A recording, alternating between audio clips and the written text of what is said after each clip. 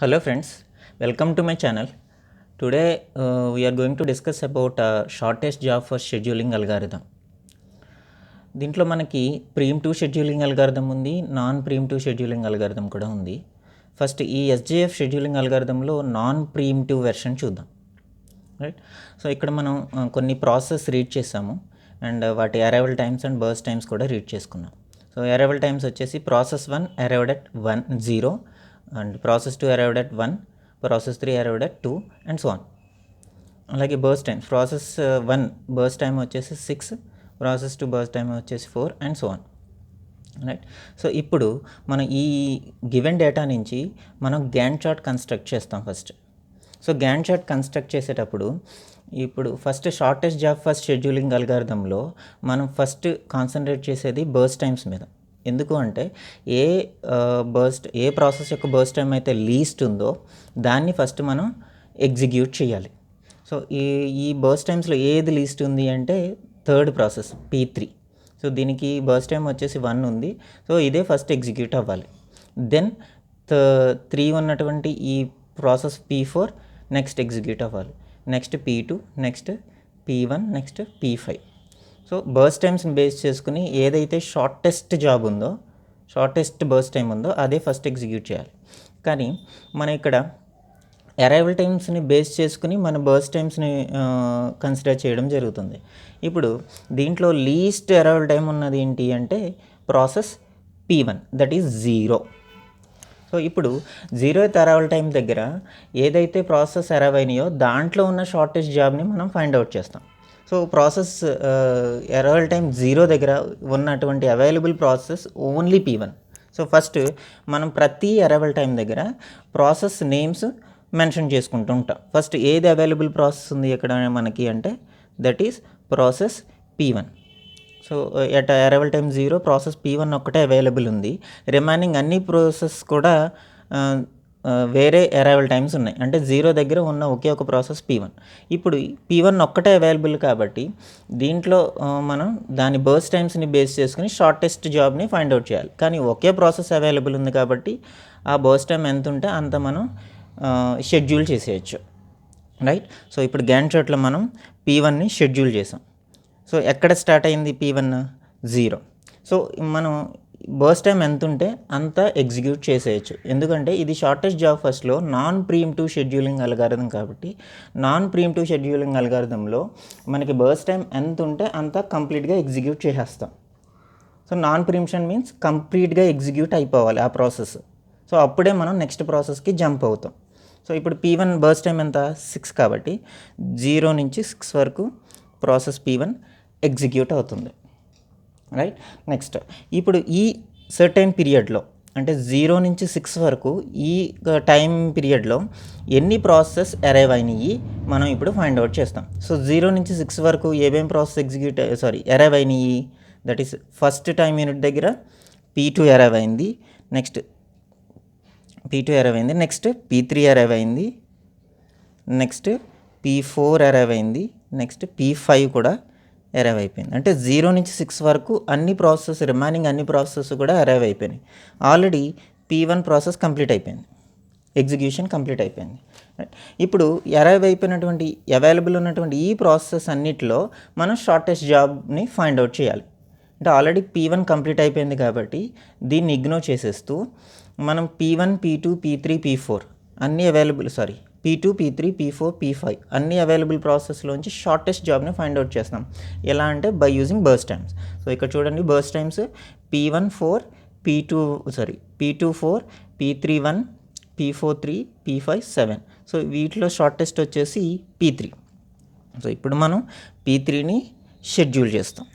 So schedule చేసినప్పుడు అది shortest job కాబట్టి దాని బర్స్ట్ టైం ఎంత ఉంటే అంత ఎగ్జిక్యూట్ చేసేయచ్చు. ఎందుకంటే ఇది నాన్ ప్రీమిటివ్ కాబట్టి. రైట్, P3 6 దగ్గర స్టార్ట్ అయింది, 7 దగ్గర ఎండ్ అయింది. సో P3 కూడా కంప్లీట్ అయిపోయింది. ఇప్పుడున్న అవైలబుల్ ప్రాసెస్ ఏంటి? P2, P4 and P5. వీటిలో షార్టెస్ట్ ఏది? P4. That is P4 started at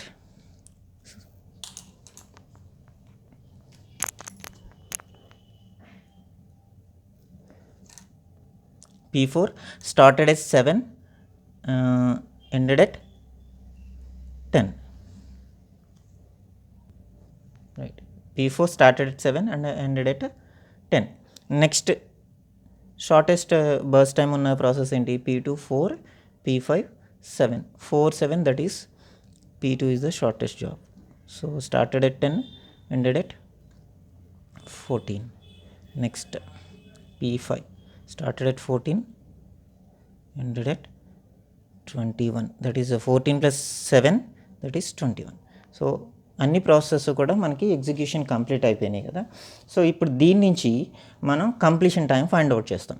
so completion time ఎలా ఫైండ్ అవుట్ చేస్తాము? ఈ గ్యాన్ చార్ట్లో లెఫ్ట్ దిస్ ఈజ్ రైట్ కాబట్టి రైట్ టు లెఫ్ట్ మూవ్ అవుతున్నప్పుడు ఆ ప్రాసెస్ ఎప్పుడైతే ఫస్ట్ అపేర్ అవుతుందో అక్కడ ఉన్న టైం యూనిట్ని మనం కంప్లీషన్ టైం కింద ట్రీట్ చేస్తాం. సో ఇప్పుడు ఫస్ట్ ప్రాసెస్ P1 చూద్దాం. సో ప్రాసెస్ P1 రైట్ నుంచి లెఫ్ట్కి మూవ్ అవుతుంటే చూడండి ఎక్కడ ఫస్ట్ అపేర్ అవుతుంది, ఇక్కడ అపేర్ అయింది. సో ఇక్కడ ఉన్నటువంటి టైం యూనిట్ వచ్చేసి 6. So completion time of process P1 is 6. Next completion time of process P2 right to left చూసినప్పుడు మనకి ఇక్కడ టైం యూనిట్ 14 కనిపిస్తుంది. So completion time of P2 is 14. Next P3 7, P4 10, P5 21. మనం turn around time calculate చేద్దాం. Turn around time calculate చేయాలంటే మనకున్న formula completion time minus arrival time. What is completion time here for P1? That is 6 minus 0.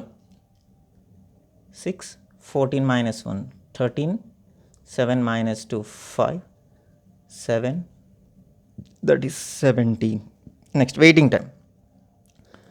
Waiting time formula is turnaround time minus burst time.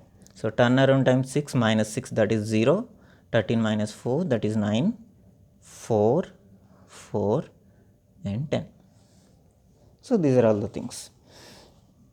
ఇప్పుడు మనం average turn around time and average waiting time calculate చేయాలి. So average turn around time calculate చేయడానికి first మనం వీటిని total చేస్తున్నాం. So total చేస్తే మనకి ఎంత వస్తుంది? 48. Right. Average waiting time calculate చేయాలంటే ముందు ఇవన్నీ సమ్ చేద్దాం. 27. రైట్. సో ఇప్పుడు యావరేజ్ టర్న్ అరౌండ్ టైం ఏంటి? 48 by what are total number of process ఎన్ని ఉన్నాయి ఇక్కడ మనకి? టోటల్గా 5 ప్రాసెస్ ఉన్నాయి. 48 by 5 which is equals to 9.6. Next అలాగే average waiting time that is 27 by total number of process 5 that is equals to 5.4. Okay. అలాగే ఇంకొక కాలం ఏంటి అంటే మనం రెస్పాన్స్ టైం కూడా క్యాలిక్యులేట్ చేయొచ్చు. కానీ ఇక్కడ రెస్పాన్స్ టైం అనేది అంత ఇంపార్టెంట్ కాదు, కానీ ఎలా క్యాలిక్యులేట్ చేయాలో చూద్దాం. సో రెస్పాన్స్ టైం ఎలా క్యాలిక్యులేట్ చేస్తామంటే రైట్, రెస్పాన్స్ టైం ఇలా అంటే ఇక్కడ గ్యాన్ చార్ట్లో లెఫ్ట్ రైట్ పొజిషన్స్ ఉన్నాయి కదా. సో రెస్పాన్స్ టైం క్యాలిక్యులేట్ చేసేటప్పుడు లెఫ్ట్ నుంచి మూవ్ అవుతూ ఎక్కడైతే ఒక ప్రాసెస్ ఫస్ట్ అపేర్ అవుతుందో అక్కడ ఉన్నటువంటి టైం యూనిట్ నుంచి మనం అరైవల్ టైంని సబ్ట్రాక్ట్ చేస్తే మనకి రెస్పాన్స్ టైం వస్తుంది. సో ఇప్పుడు చూడండి response time of P1. So first ఎక్కడ మనకి అపేర్ అయిందంటే 0 దగ్గర. 0 minus arrival time 0, that is 0. Next process P2 started scheduling at 10, arrival time 1. 10 minus 1, 9. P3 6 minus 2, that is 4. P4 7 minus 3, that is also 4. P5 14 minus 4, that is 10. So ఇక్కడ observe చేస్తే waiting time and response time కూడా same ఉన్నాయి ప్రతి ప్రాసెస్కి. ఎందుకు అంటే ఈ non preemptive scheduling అల్గారిథంలో వెయిటింగ్ టైం ఏది ఉంటే రెస్పాన్స్ టైం కూడా అదే వస్తుంది. Right. So this is about shortest job for scheduling algorithm using non preemption. Thank you.